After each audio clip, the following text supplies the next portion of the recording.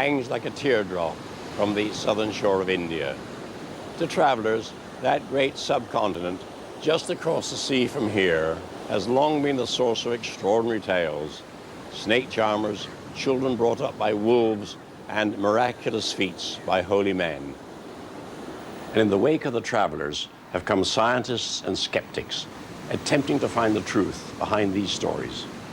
What do they think of mysterious India?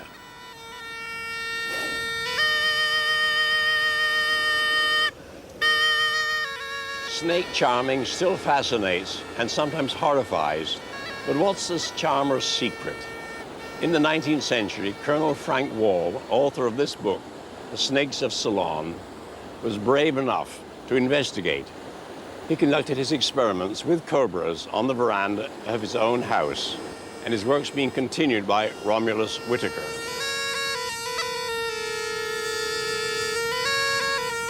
Now, snake charming has been around for a long time, and the obvious thing to everyone's sort of amazement is that the snake is actually dancing to music, so they think. We have stories such as a radio playing a certain tune and snakes coming into the house and just on their own dancing to this beautiful sound coming from the radio. So with these many beliefs wandering around India and people actually believing this thing, the snake charmer has no trouble at all in convincing his audience. I'm playing this sound and the snake is dancing to it. No modern investigator has dared to repeat Colonel Wall's dangerous experiment and confirm his findings. 30 years of handling cobras have given Romulus Whittaker the confidence to try. The purpose of this experiment is that we're going to try to see if this cobra will react to sound even when its eyes are covered up. And the theory being, of course, that the cobra is reacting to movement when the snake charmer waves his flute back and forth. So we've gently covered his eyes up. Back into the basket. Just let him calm down for a minute.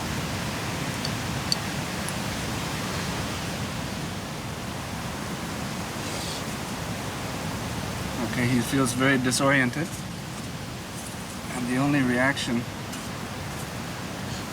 we are getting is that he wants to escape.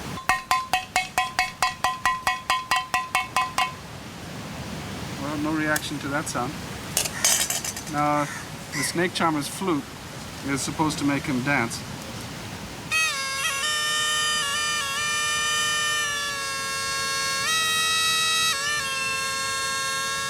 But he seems still more interested in finding a place to hide and wondering what this is covering his eyes.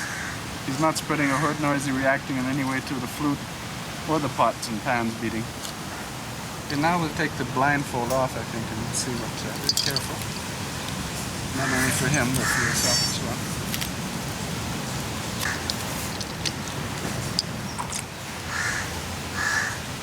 And now let's see the reaction to this. Oh, okay.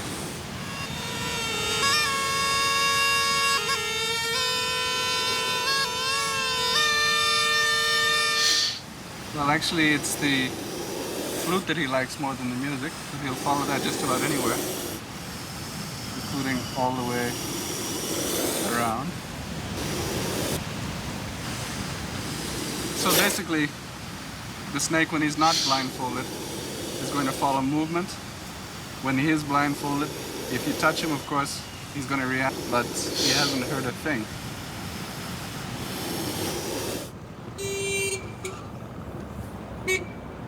Most things rot quickly in the heat of India, especially bodies.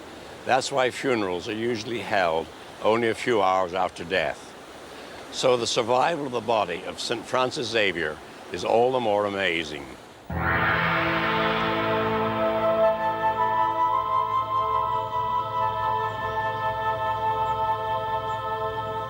Goa is a former Portuguese colony.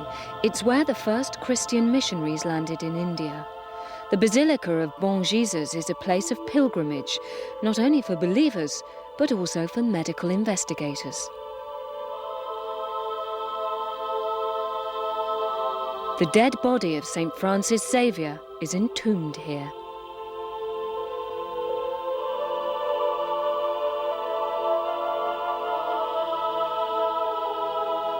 Nearly 450 years ago, St. Francis died, but a gruesome mystery lives on. Why, after all this time, has his body not rotted away? Why can the flesh of his face and even the veins in his feet still be plainly seen? St. Francis was a tireless missionary. His journeys to spread the Christian gospel took him from Goa to China. Such was his zeal that in 1552 he died, aged 46, of exhaustion. His followers wanted to take his bones home to Goa as relics. They buried him in a grave full of quicklime to help his flesh rot, but they were to be amazed. 2 months or so later, when the body was disinterred, it was found that it was absolutely fresh. And to prove the freshness of it, one of the persons who disinterred the body made a wound just below the left knee, and the blood flowed out. 1 year later, the still fresh body of St. Francis completed the long voyage home to Goa. In 1654, a French Jesuit called Father Bayard came down to Goa, and he examined the body in detail. He left us a vivid description of it as he found it there. And I'm impressed by the fact that he says that his eyes are black. That means he opened them to examine the eyes as though they were alive. He found the lips reddish and alive. He found also the relative softness of the body at the time. Can we ever presume to doubt the authenticity of this report, which is sent to France informally 100 years after the saint's death? I think this is a wonderful testimony. At Goa Medical College, Dr. Audi of the forensic department is equally fascinated by the history of St. Francis's remains. Dr. Audi and his colleagues plan to study what's left of the saint. In their work solving murders, they see many dead bodies, but none as strange as this. The file on St. Francis's survival is still open. Be careful. Inside the basilica, they've built elaborate scaffolding for a historic post-mortem.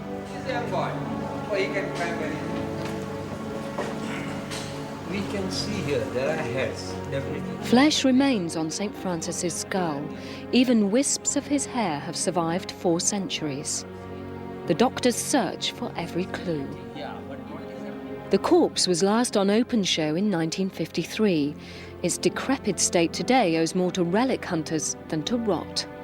They cut off an arm in 1614. It's now in the Vatican. A shoulder and the entrails went next. Even some of St. Francis's toes have been carried off. The first one was actually taken by a Portuguese lady. In exuberance of feminine devotion, she bit off one of the toes. 3 others fell off at different times. 2 of them are preserved in our sacristy. I have here a silver reliquary in which we preserve these toes, the relics of his body. We treasure them reverently because they belong to the father of our faith.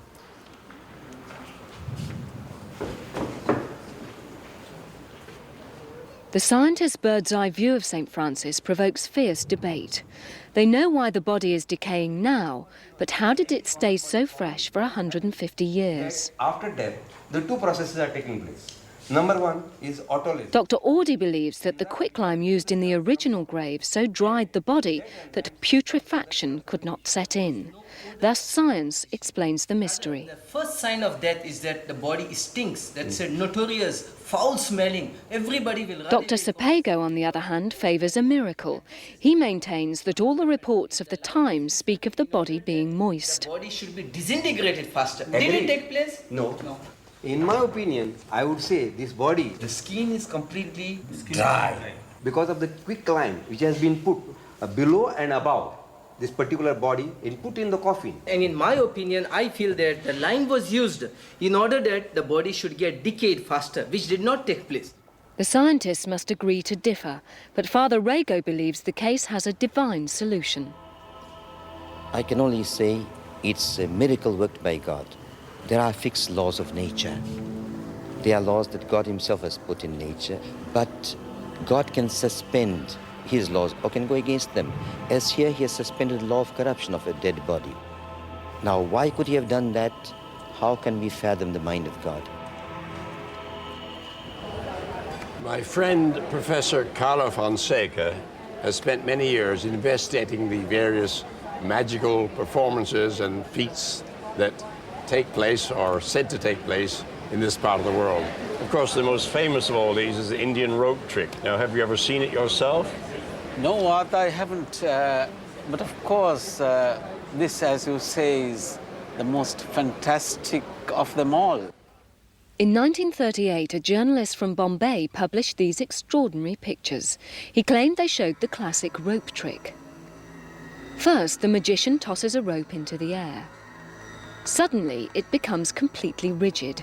His boy assistant scurries to the top. Under the hypnotic gaze of the magician, the onlookers swear the boy has vanished into thin air. Sabre in teeth, the magician scales the rope. The horrified audience sees the boy's severed limbs fall to the ground. But with a few magic words and a flourish, the master reveals the child at the bottom of the rope whole again. Not all performances of the rope trick are so impressive.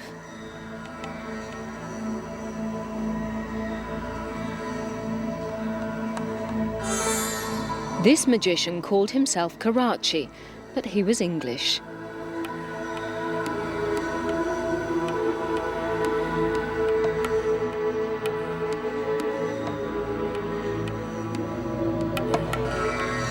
The Hertfordshire rope trick was a bit of a flop.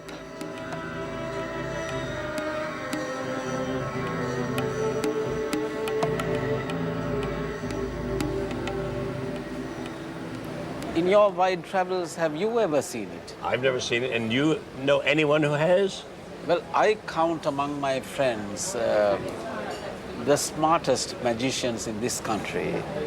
They haven't seen it. None of them can perform it. But we cannot discount this altogether because there are people who claim to have seen it and actually photographed it. In 1917, Captain F.W. Holmes VC took this photograph from the veranda of his bungalow in Pune. And another soldier took this precarious picture. In 1937, Lieutenant Colonel Cyril Streeter Dirtnell OBE, then serving in the Queen's Own Royal West Kent Regiment, arranged and filmed this demonstration at Karachi Army Barracks.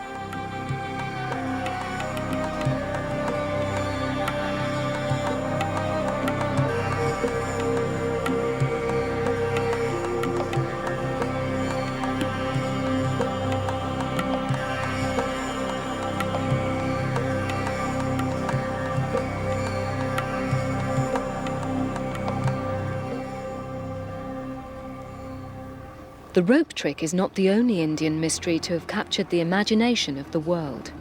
In October 1920, two little girls were discovered near Calcutta by a clergyman. The girls lived in this orphanage. It's now in ruins, but local school children are drawn to it for a poignant history lesson. You see, this is the oldest house, I think, in Namindapur. This is an orphanage. I'll explain to you earlier. And you see... The two little girls were said to have been brought up by wolves. Stories from the newspapers spoke of their animal habits, of their fierce natures, how they ran around on all fours.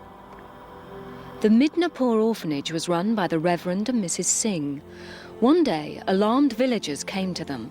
They said they'd spotted children living with wolves in the jungle. Reverend Singh's daughter-in-law recalls the wolves' den. It was deep inside a huge anthill. It was shaped like a Hindu temple, and it had 7 holes. And these holes led to a tunnel underground where this wolf family used to live. Singh was prepared to kill the children's wolf parents to save them. And he hired laborers, and they came with a spear, bow, arrow, and shovel, and they started digging a door. And as soon as they began to dig the door, the father wolf escaped. Then the mother wolf came out. She was very, very ferocious. And the laborers had to kill her with a spear. But when they went inside, they found the cubs and the children were bundled together. And this is how he rescued the wolf children. The Singhs brought the two little girls home to the orphanage, but not to the human race. They drank and ate like animals. They hated to wear clothes. They spoke no human language and often attacked the other orphans. Fearful of bright lights, they liked to hide away. They behaved more like wolves than children.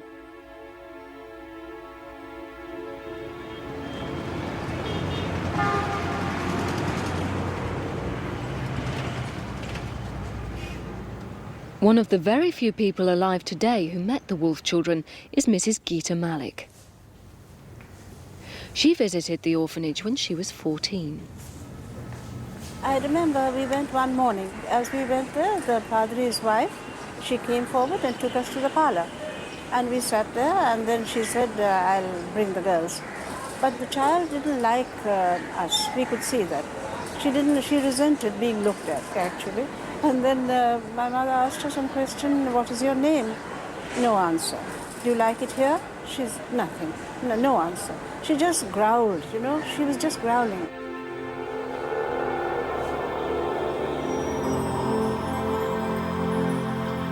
There was a courtyard, and she rushed out to the courtyard. There was a little chicken going, and she caught hold of the chicken and twisted its neck. She was just going to eat it when the Padri's wife rushed out. It was bleeding. She rushed out and took the chicken away and caught hold of the girl. I said, I must lock her up. She's in that mood now. Whatever she sees, she will bite. After only a year, in 1921, the youngest wolf child, Amala, died of dysentery and fever. Her sister was inconsolable. She wouldn't touch food, neither food nor water or milk, for 2-3 days. And at night she would howl like a wolf, cry, scream, and after dusk she would run out of this orphanage, but she couldn't find Amala. The older girl survived only into her teenage years. She died in 1929. Now the children are buried beside their adoptive father, together in death. But in life they had remained true to their first family, the wolves of the jungle. India is the home of one of the world's oldest civilizations. Much of its history and culture is recorded in ancient writings.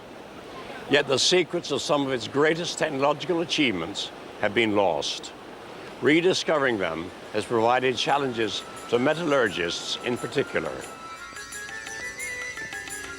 The ruined mosque of Qutb Minar with its iron pillar is the site of 2 metallic mysteries. Tradition says that embracing the pillar backwards will bring luck, and tourists flock to try.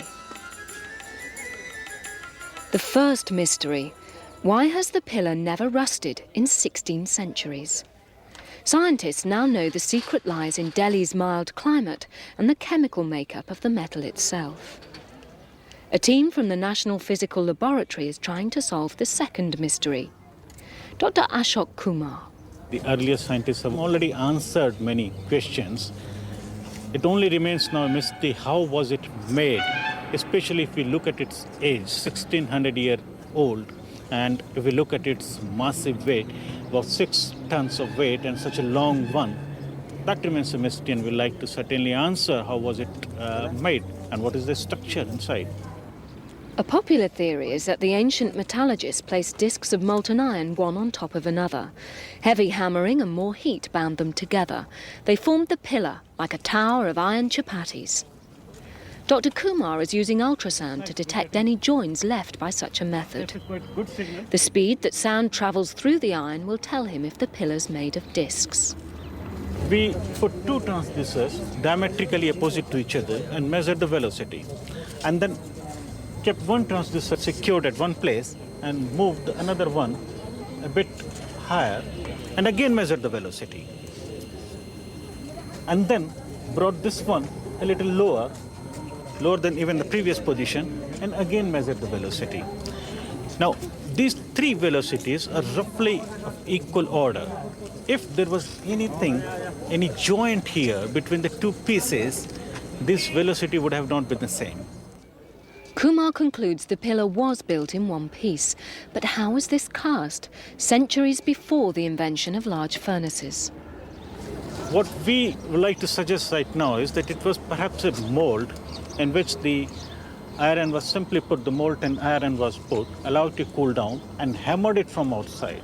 And then some more iron put in the mold and again hammered from outside. And they continuously kept on doing for days and days till they could get to this shape.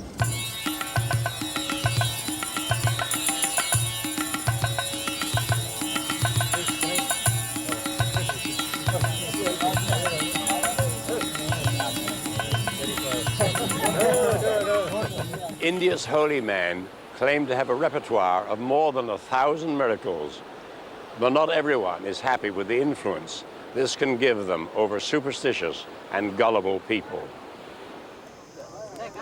The weirdest parade in all India. It looks as though a host of holy men have come to town. The posters promise a feast of miracles.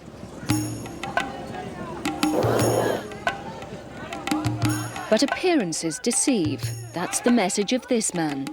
Premanand has dedicated his life to debunking the holy men's repertoire. They claim they can perform 1,500 miracles. Pulling a chariot with hooks in the back is miracle number 25.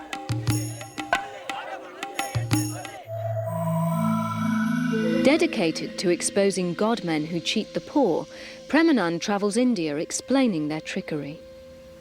The next item is making tea on the head of a beautiful lady. This is miracle number 95. Keep it over there.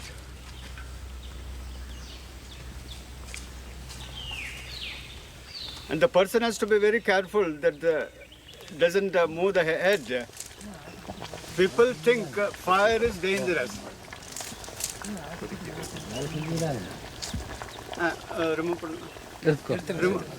Then what you have to do, you have to very carefully put it on it so that it doesn't fall down. You take it.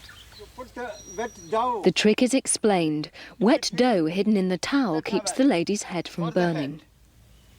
And knowing this secret, the godmen move the fire on their body. In the evening, the village show begins. This village, ask him not to move the fire on the body, but to keep the fire on the same place. Nervous volunteers are chosen to take part.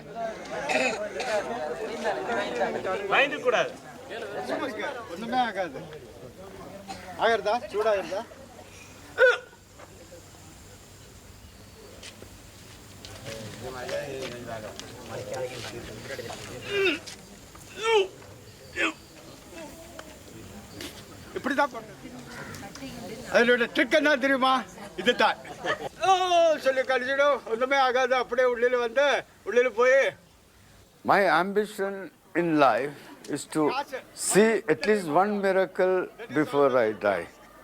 I think my experiences shows that I may not be able to do it.